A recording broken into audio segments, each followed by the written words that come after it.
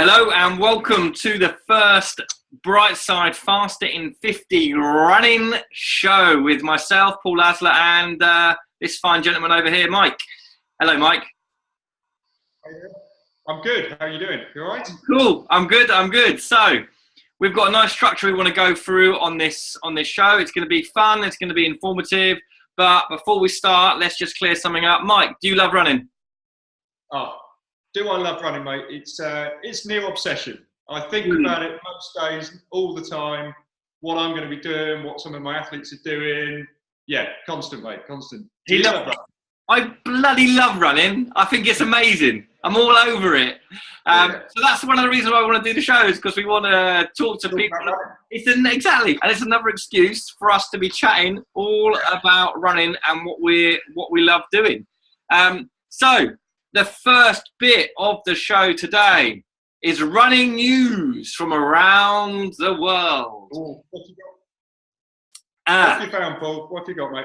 Well, this week, Usain Bolt defies gravity in some kind of crazy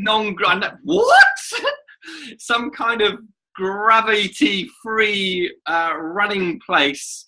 Now we'll put a link to the video so you can have a little watch of that on here as well. Yeah. But it was very, very funny to watch try and run when you've got no gravity, no impact, no nothing. So that was quite interesting to watch. He won. So was he fast then, Paul? Was he still clipping out? Yeah. He wasn't juggling any footballs or anything. But he was entertaining to watch. It was very entertaining to watch. So yeah, we'll put a link in for you guys, have a little watch of that. And that was kind of quite entertaining. And that leads us quite nicely onto the topic for what we want to go over a bit of today is the impact that actually gravity has on you and probably why you end up getting injured. Mike, take it away, mate. It goes into the ground, isn't it? So, yeah, I mean, it's a fascinating one for me. I look, when I was a junior, young, right, you just ran. Many years ago. More. Guess what? All right, fair enough. in those 90s, I know. But we just ran and we got quicker because we ran more and we got quicker. A few years down the line, a little bit older now, mate, and soon realised, last year, training volume was about 40, 45 miles a week. I was training 6 days a week. I was doing great. I was absolutely flying along. But then actually, some injuries kicked in, some calf issues, the Achilles. And 9 months later, it's wiped out a lot of running for me this year. But actually, I've learned so much from it. It's actually made me and will make me a better, stronger runner. So I'm spending more time going to the gym, doing that strength work, really building things back up. So actually my aging body can actually tolerate the loads training volume. If I want to get back to where I was a year, 18 months ago, and I do, then I actually have to try and supplement, do a little bit less running, have those gaps between one training day and the next, and get in the gym and start focusing on that very dedicated, specific gym work, get that strength work in there. And I've certainly, that's been a big change for me. And I think that's something we really got to try and get across to as many runners as we can, haven't we? Yeah, definitely. It's something that when I used to train full time and had all the time in the world, I would be in the gym, like you say, doing the drills, doing the strength work. As soon as you don't have enough time, you don't start running because you think, wouldn't mind doing some running conditioning. I wouldn't mind doing some running strength work. But you do it when you get injured and you rehab when you get injured. But your strength work needs to be seen as basically injury prevention. So that, like you say, when you hit the ground, that your muscles, your joints are much more able to handle that impact. So the chances of you getting injured and hurt reduce, basically, which is happy days for everybody. Because nobody wants to get injured, no one wants to get hurt, and a lot of it as well boils down to how your body's moving. But we'll talk about that on a whole different show. What would you say are some of the best strength? What are your two best strength exercises for a runner, Mike? Oh, God, but look, I start this from the point of view as a runner, you're never on 2 feet. Aren't you? You're either on one foot or no foot. You're not jumping about. Is. I'm doing it all wrong. Yeah. Oh, yeah, exactly. Have a good old flight face. So there's no point just doing all your training, all your squats, deadlifts on 2 feet, right? So we've got to get that strength into each leg. We will always have an imbalance. Most people have got, I know I've got one leg stronger than the other.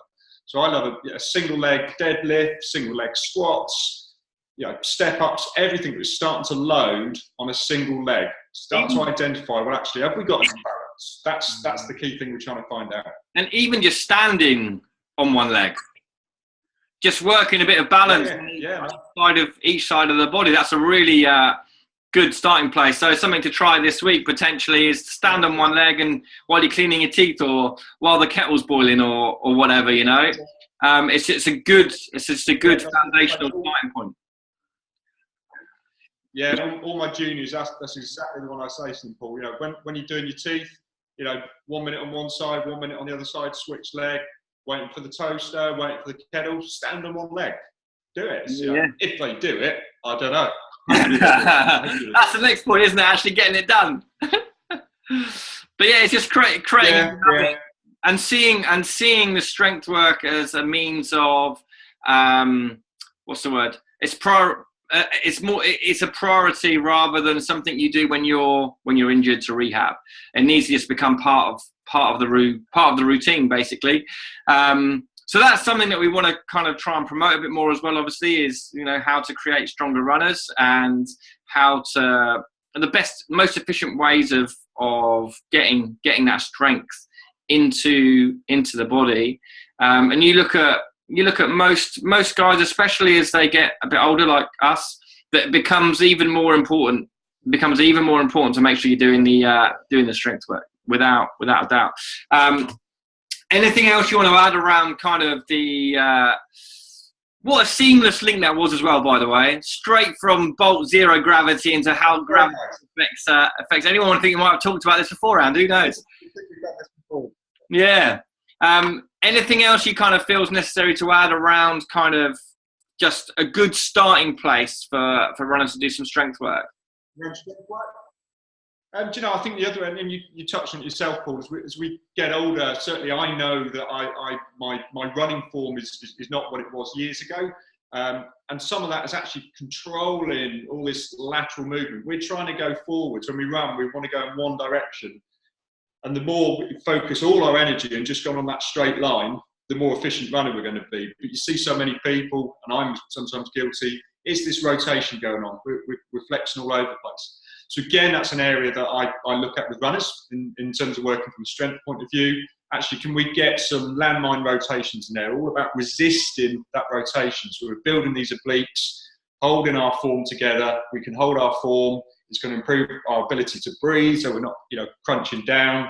So that core work is everything hangs off it. Our arms, our legs, everything's hanging off that core. So really good focus on the core is another key element. Strongly recommend people having that weekly program.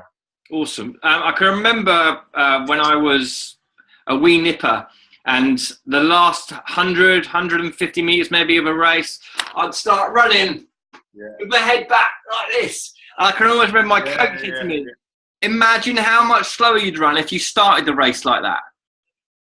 Like if I ran all the way with that form, I would be, very, very slow. And that stuck with me. I thought, you know what? This old fella that's trying to help me out here might have a point. And you think, well, how do you keep your form longer? You get stronger. And it's just something. So you look at races, whether it's a long distance race or a short distance race, whoever keeps their form the longest usually comes out on top. And that's just something to bear in mind and have a look at. So yeah, hopefully that gives you guys a little bit of an idea about the strength side of things, the importance of the single-sided work and making sure that the core stays strong, and it obviously helps with your form. The next bit we want to whiz onto is a quick kind of client story. So in this section, we're going to talk to you a little bit about some testimonials and some stuff that people have done that we think is pretty cool working with us. But eventually we want to have some interviews as well in this section where we actually invite some people on, and we can chat with someone else as well. But I want to talk about a client that I helped a little while ago. Marie, her name is, lady who was in her early 50s. And when she first came in, she was running 35 minutes for a 5K. 18 months, 2 years almost later, I think she was second or third in the European championships for triathlon. And she ran 20:50 at the end of her sprint try, which was just amazing. Yeah. So the things that we changed. So I think she's always been like relatively like healthy, but she'd never done anything specific. So she'd just go and run. She'd go maybe run like 4K, 8K, and there was no real kind of structure to what she was doing. She'd run at the same speed most of the time too.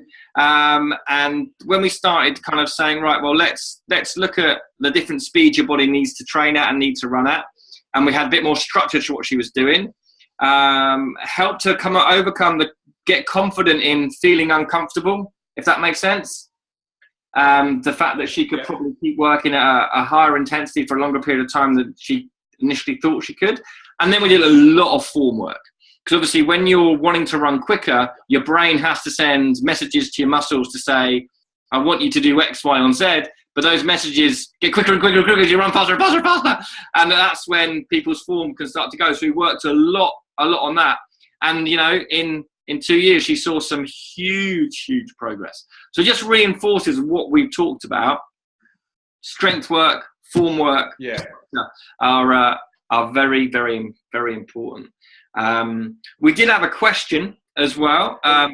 So do you want to add anything on that, Mike? Yeah, it's really interesting hearing that story, Paul, because it ties in with. I mean, I've done private coaching for quite a number of people, that 5K, 10K, general runners who are doing it for fitness, and so often when I meet them, I'm going through, well, okay, tell me what you're doing at the moment. What's the plan at the moment? And you're absolutely right. They're doing pretty much the same run at the same intensity, the same pace, same distance every run of their week. Might be 2 times, might be 3 times, 4 times. It's just the same. There's no variation. And it's that key thing. Look, if you want to run a 10K, we've got to get your body used to running for 50, 60, 70 minutes, whatever that is. And we've got to get it used to running at that race pace. You can't just go out and run your 10K distance, 10K pace every day. So somehow it's then getting into their program. We need to get running for 50, 60, 70 minutes at an easy pace. So we take the intensity down, but your body's working for that period of time. But also we need you to get to that race pace. So we can start doing some 10K pace repeats, 3, 4, 5 minutes or mile length. So we start to break it up.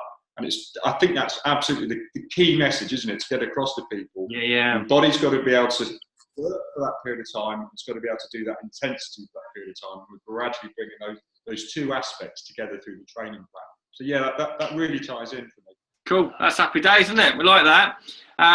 So the last section was Q&A. So we did have a couple of people ask questions before this, before we started recording this, which was nice.